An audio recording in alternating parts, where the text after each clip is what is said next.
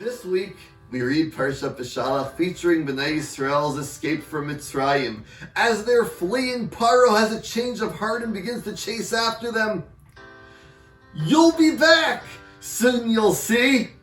It's much harder when you have to lead, says Paro.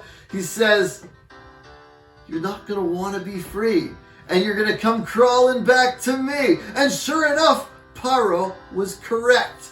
Throughout their sojourn in the desert, throughout their escape, Bnei Yisrael's constantly saying, it was better for us in Egypt. Why'd you take us to the desert to die?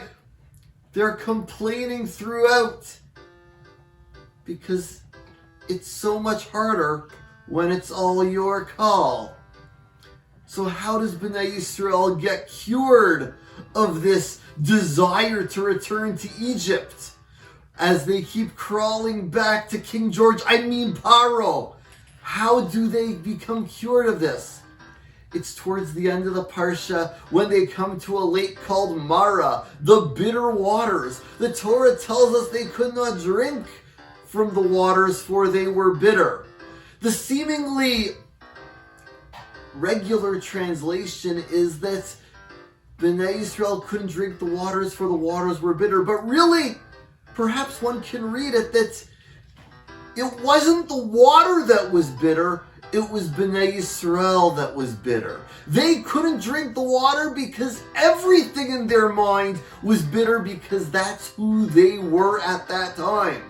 So how did they cure themselves? Moshe throws a tree into the water. Scientifically, it doesn't work. I've tried. No, I haven't. But what really Moshe does, he throws Eitz Chaim Hi, a tree of life, into the water.